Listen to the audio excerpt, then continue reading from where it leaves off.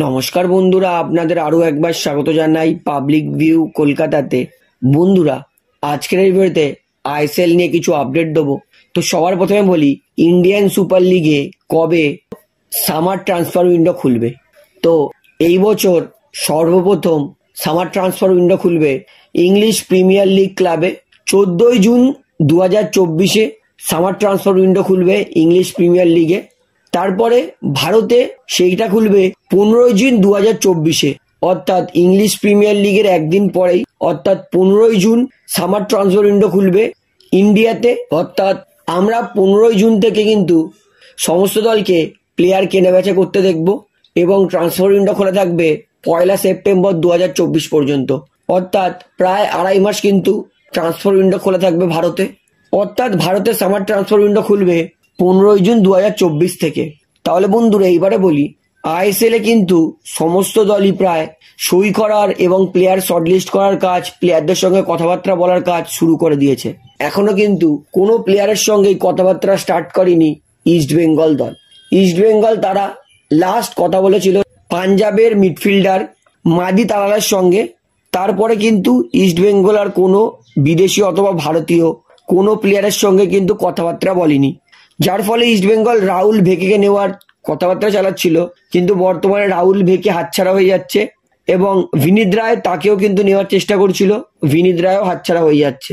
অর্থাৎ যেখানে আইএসএল এ অন্যান্য দল প্লেয়ারের সঙ্গে কথাবার্তা বলা শুরু করে দিয়েছে, সেখানে কিন্তু এখনো চুপচাপ আছে ইস্ট বেঙ্গলের কর্তারা। তো দেখা যাক কবে থেকে ইস্ট বেঙ্গল প্লেয়ারের সঙ্গে কথাবার্তা বলা শুরু করে। তবে বলবো, এইবারেও যদি দেরি করে তাহলে কিন্তু আবার ভালো প্লেয়ার অন্য দলে চলে যাবে, সেই পড়ে থাকা প্লেয়ারকে নিয়ে দল গঠন করতে হতে পারে ইস্ট বেঙ্গলকে। তাই যত তাড়াতাড়ি প্লেয়ারের সঙ্গে শর্টলিস্ট করে রাখবে, প্লেয়ারদের সঙ্গে কথাবার্তা বলে রাখবে, ততই কিন্তু ইস্ট বেঙ্গলের জন্য ভালো। তো ইস্ট বেঙ্গল ফ্যান্স, এই নিয়ে আপনাদের মতামত কি সেটা আমাকে অবশ্যই কমেন্টে জানাবেন। তাহলে বন্ধুরা, এইবারে তার পরের আপডেট দিই। এইটা হচ্ছে আরমান্দো সাডিকু, তাকে কিন্তু ছেড়ে দেবে মোহনবাগান।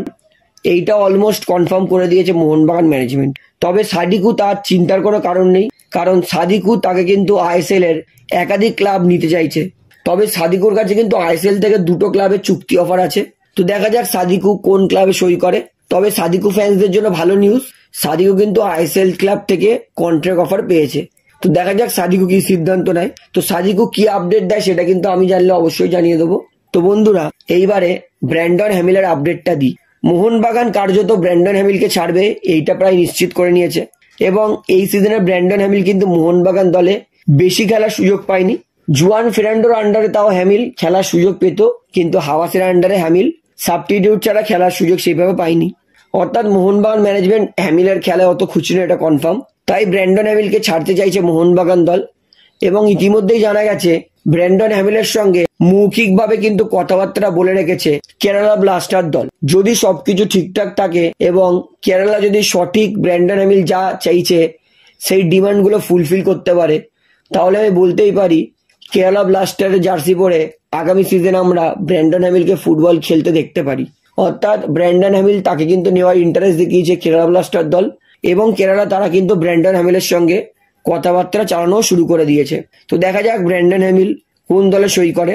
তবে কেরালা দল এগিয়ে আছে হ্যামিলকে সই করা, এটা কিন্তু এক ফোঁটাও সন্দেহ নেই। তো বন্ধুরা, এইবারে আপনাদেরকে লাস্ট আপডেট দিই। এইটা হচ্ছে জেমি ম্যাকলারেনকে নিয়ে। তো ইতিমধ্যেই ভারতের শোরগোল পড়ে গেছে যে অস্ট্রেলিয়ার এই সেন্টার ফরওয়ার্ড, যিনি 4 বার এই লিগে গোল্ডেন বুট জিতেছে, এই মহাতারকাকে কিন্তু সই করবে মোহনবাগান দল। তারপরেই একাধিক ভারতীয় সংবাদপত্র মাধ্যম জেমি ম্যাকলারেনের সঙ্গে ইন্টারভিউ করার চেষ্টা করেছে। তবে জেমি ম্যাকলারেন বর্তমানে অস্ট্রেলিয়ার এক সংবাদপত্র মাধ্যমকে জানিয়েছে যে তিনি আগামী সিজন কোন দলে সই করবে।